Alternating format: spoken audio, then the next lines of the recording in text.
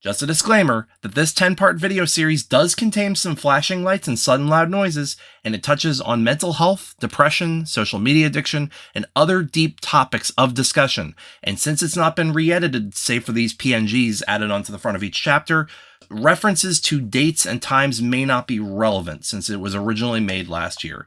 But with that said, please enjoy the story of my decade-long journey as a fursuit dancer.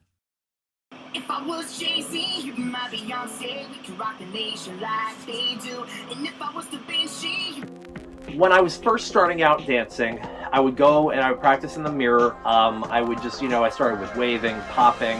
A lot of these tutorials were available on YouTube, and I would watch other dancers do them and start trying to mimic some of the moves they do. A lot of my early style, I was listening to a lot of electronic, a lot of, very danceable stuff. So when I was walking home from the bus stop from college, I would walk up to my apartment and I would just be jamming to what I was listening to on my headphones at the time. I had a lot of space in the apartments I had, so I was a little lucky there, but in my second apartment, I was on the 3rd floor. I had neighbors beneath us that were getting a little bit upset that I was making too much noise and heavy on my feet. So I ended up having a couple of different nights where I would actually walk around my college for empty classrooms, see if I could use the classroom. And there was one time I actually did manage to sneak into an unlocked classroom. Put out my little camera or my little phone at the time, because I think I had a basic smartphone at the time, and recorded myself dancing. I would send these to, at the time, some people who were giving me guidance were, of course, Atu Fox, who was very receptive from the start as soon as I reached out to him. Ikato, Flipsta. I think a little later I started talking to Fufu, who now goes by Ikalos. Just people who I looked up to and I thought were going to help me on my journey. But why was I so motivated? What was I motivated by? What was the point? Well, there were two factors. One, I had a very competitive edge about me. There's no point in trying to hide that fact, Max. You wanted to win, didn't you? When I first started out with this, I was obsessed with winning to the point where I would rewatch Atu Fox winning the competition, just think, what would that feel like to be just, little old me being able to do something like that? And a lot of the pictures you're seeing in front of you are some of the amalgamations of that obsession. Yeah, I wanted to win. But also, I didn't just want to win. I wanted to be a part of that magic. I really did want to be a part of that magic that, was on that stage, and really think I could be a part of something bigger than myself. So I'm like, this will be really cool. This will be a really cool way to, get involved and express myself in a way I've really not been able to before. So I developed my first choreography for Anthrocon 2013 in October of 2012. The first half stuck the whole time for the most part, but in September, I actually had this mix that probably no longer exists, where I was going to use Hot Mess by Cobra Starship, and I'm glad that one never came to fruition. So I was choreographing this and realized sometimes you have to drill, and it can be hard, especially when you try to give yourself these big challenges of really fast movement, and you can only go so fast. And there were some parts where I was trying to choreograph these little squares on Reptile by Skrillex.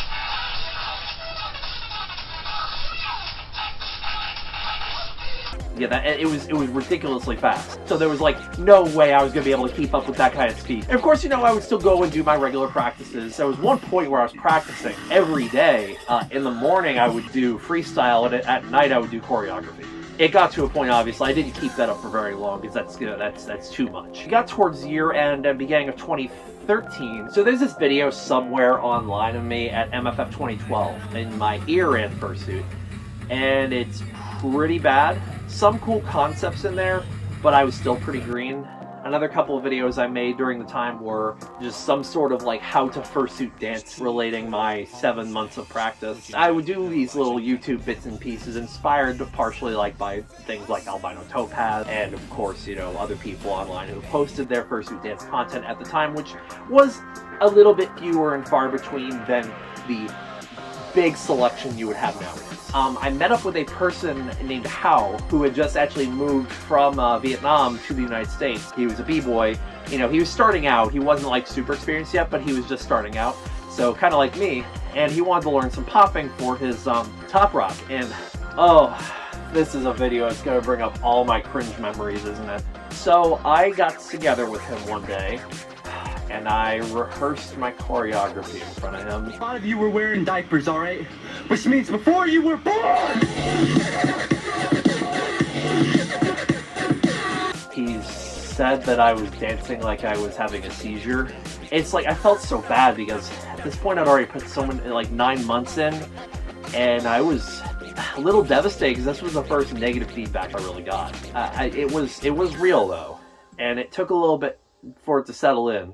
And Teely kind of echoed it with me, because Teely, one time we went to the gas station, we're at a Shell station outside, talking in the car for like a half hour about how, you know, my desire to win, don't ever let that get in my way. And I was trying to, you know, make it clear to him that as bad as I want to, I think this is going to be a long run thing for me, because I feel this passion in me. I really want to do this, and I want to work for it, even if I can't get this one grandiose picture of winning at AntherCon as a first-time fursuit dancer that had never done this before. Hi, this is where the character came from. So as the convention started approaching, I started getting really nervous. I started relating a lot of my nerves on my Twitter. Another thing I wanted to stress was that the entire Fursuit Mex was created for the entire concept of dance. It's just a picture of a character I had in my head, and I was like, you know what? I just want to make that character. I want to make what I feel would represent my dance persona of sorts. As we neared AntherCon 2013, I began to work on completion of the fursuit, and when he became real, what I saw in the mirror was the birth of Mex.